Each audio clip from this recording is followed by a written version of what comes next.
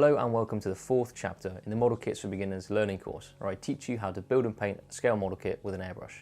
In this chapter we're going to be painting the Spitfire in its iconic grey and green camouflage using Mr. Paint lacquers. The painting stage is my personal favourite, so I hope you enjoy it as much as I do. So in the previous chapter we sanded, filled and fixed any issues with the kit and then unified the surface with a few layers of Mr. Surfacer 1200 grey primer. We also cut out and prepared all the remaining parts. Now we're going to tackle the main paint scheme, so let's look at the instructions and talk about how we're going to approach this. A useful thing here is Airfix have included some basic information about the aircraft, so we can go online and look it up to get some more info and photos that might help us create an authentic scale model, or even just give you some further inspiration. Have a look at the scheme and you'll see which parts are decals and which areas we need to paint. Decals are the numbers in red and the black numbers are the paints. It asks us to paint the three camouflage colours, the yellow identification markings on the leading edges, and the two-tone spinner. So where are we going to start? As a general rule of thumb, it's best to put dark colours on top of light. So we would start with the underside grey, then move to the darker camo grey, and then the green. But it's not set in stone, so I'm going to do the main camouflage first as it's a big job. But for that, I will be doing light then dark, by starting with the ocean grey and then the green. Let's talk about the paint. Airfix tells us to use Humbrol acrylic paints, in this case 106 Ocean Grey, but these paints aren't the best for airbrushing, so like I showed you in the previous chapters, we're going to use Mr. Paints, or MRP. These are lacquer paints designed to be airbrushed and can be used straight from the bottle, the main downside being the smell. In my opinion, these are great for a beginner because they're hassle-free. All you have to do is make sure your airbrush is clean and you're spraying between 15 to 20 psi and you'll get a great finish. MRP 115 Ocean Grey is £4.95 per bottle at the time of this recording, and that should last you for about 3 of these Spitfires, so in my opinion it's good value. Give the bottle a good shake as the paint tends to separate. You can also buy these stainless steel balls to go in the bottle which will help you mix the paint. Use the pipettes to put the paint in the colour cup and then start to apply a nice thin coat to the upper surface. We're going to give the entire upper surface a solid coat of ocean grey.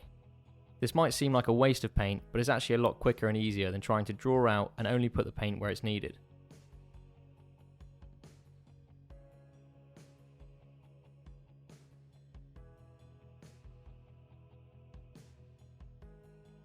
You'll notice it's starting to form lines. That's completely normal and it's because of the small spraying area of the airbrush.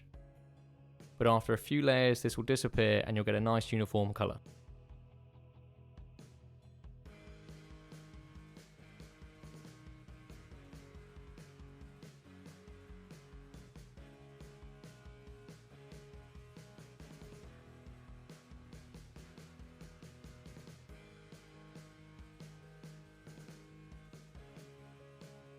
Make sure you overlap the grey into the lower fuselage areas, so when we come to paint that later on, we won't be left with a gap.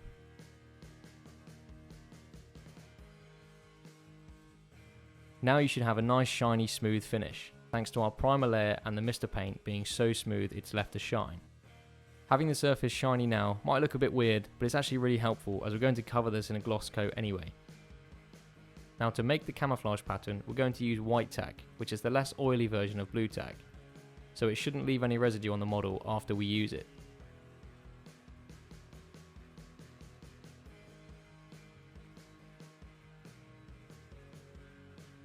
All you need to do is roll out some long lengths of the tack so that we can stick it on and outline the camo shape. We roll the tape so that the paint edge is feathered. Here's a quick diagram to show the effect.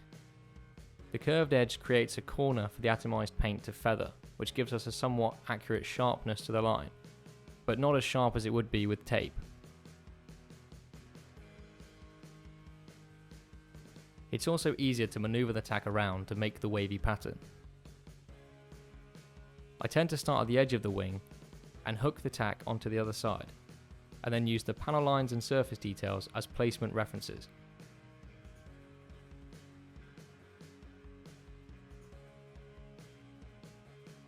Press down on the tack enough to make it stick, but not too much that it becomes flat and we lose the rolled shape.